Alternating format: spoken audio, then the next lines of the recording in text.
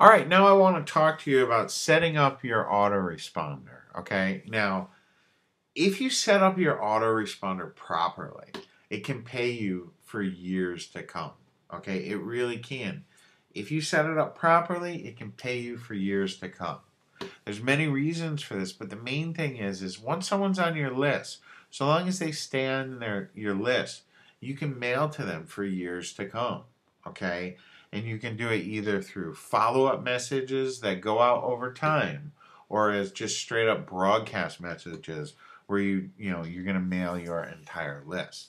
So, when you're setting up your autoresponder, the very first thing that you need to do is you create a list. So I'll go ahead and I'll show you inside of Aweber just so how easy that it is. I'm in Aweber right now, okay?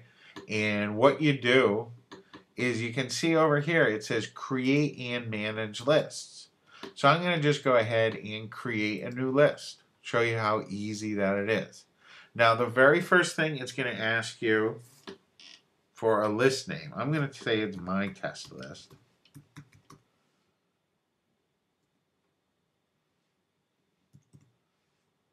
Okay, we're going to name it and then give it a description, my test list test.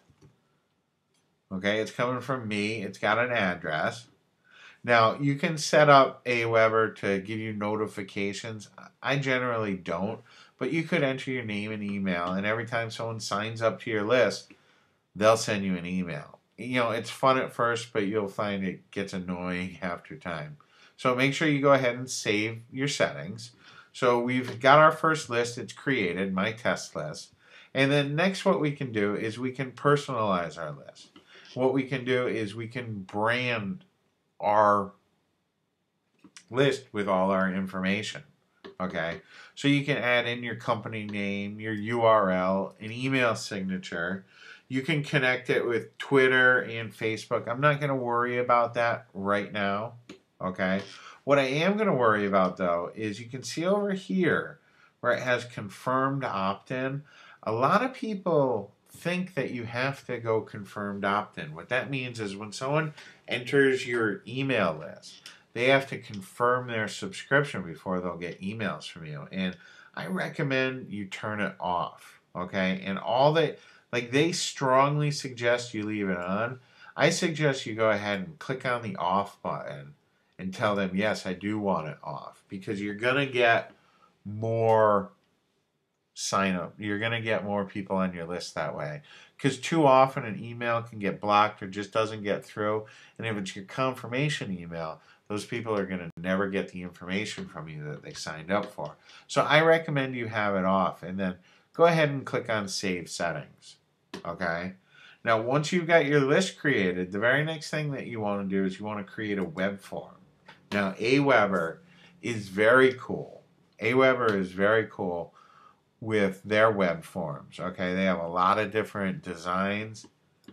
You just click on Create a Web Form, and you can see it's going to have all these different designs that you can use. There's all kinds of different things. I personally like just using basic type of designs, but this one right here is all right. And you can see there's a lot of stuff on here that we don't need. Like, I like to get rid of a header. I like to make sure that it's centered. Okay, you can see we can change that to center. I like to get rid of this powered by Aweber button. It's not necessary. And also get rid of the footer so we have a nice tight little opt-in form. And I always, absolutely always, get rid of the submit button and put something like click here for instant access. Okay, I like using something like that. And you can see that it doesn't fit, so if we just go ahead and hit the resize button, that'll allow us to resize it and make sure everything fits. And we can go ahead, go to step 2. Now, this is very, very, very important, okay?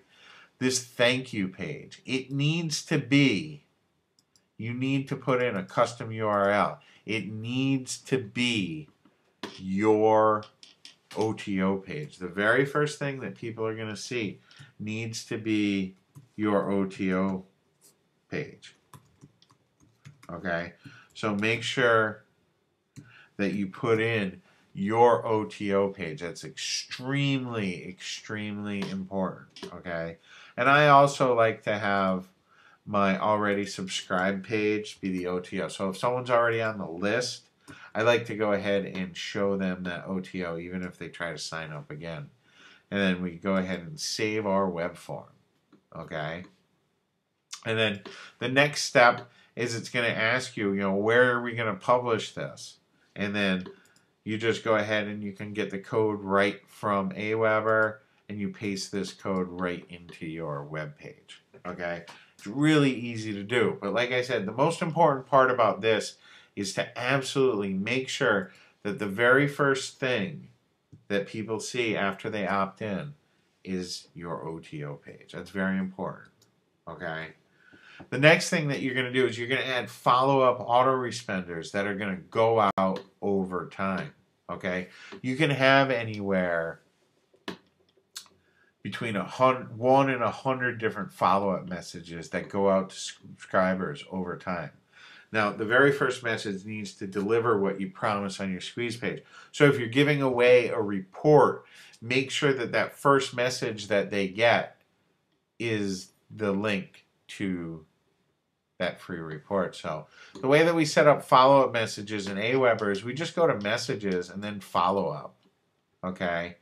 And what we're going to do is we're going to create a follow-up message. So if we just click on, I like to just create plain text messages as opposed to HTML, but that's okay. If you want to use HTML, you certainly can. And what you do is you put in a subject line. Mine is going to be, thanks for signing up.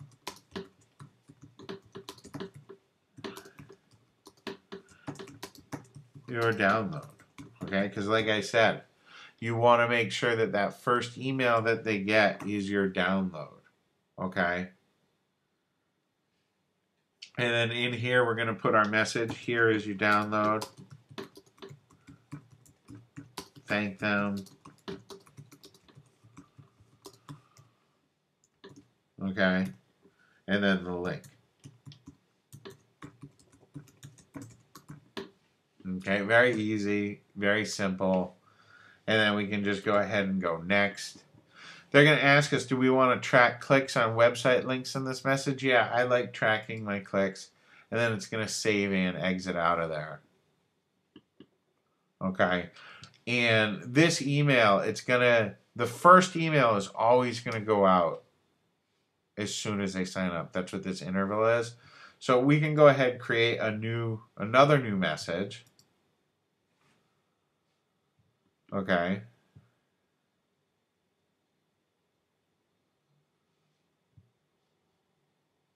And we can go, this is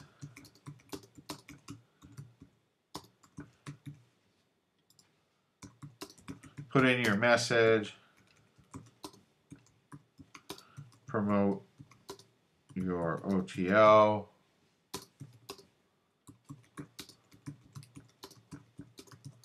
your list, and tell about yourself and how you got involved.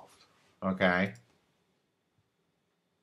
And then we'll save this, and then we'll see on the next page what we're going to be able to do is it's going to say, hey, when is this going to go out? We want to send this one day after the previous message. Okay. We can choose when it's going to be sent. I generally don't do that. Okay. But you can decide, hey, do you want to skip days? Do you want to only send it on their local time? What time do you want to send this by? All kinds of neat things. Okay, but the important thing is we're going to load up. Okay, we're going to load up our autoresponder messages that go ahead and deliver, right? That deliver our messages out over time. Okay, like I said, that first email message needs to deliver what you promise on your squeeze page. All right, your follow-up messages. It should be a combination of free information and promotional messages. Okay? It shouldn't all be promotional and it shouldn't all be free. Your first few messages, though, They should not promote any affiliate offers at all. Okay? You should only be promoting your own offers, either your OTO or your upsell, okay, or any other products that are related that you own. But don't send off traffic to an affiliate offer. And get personal with your list. Share some stories and interact with them. Don't just sell to them, okay? A list is living. It's not just numbers. There's people on those lists. Get interaction. Ask questions of your list. Interact with them. Be personal. And you're going to find your list will treat you very well.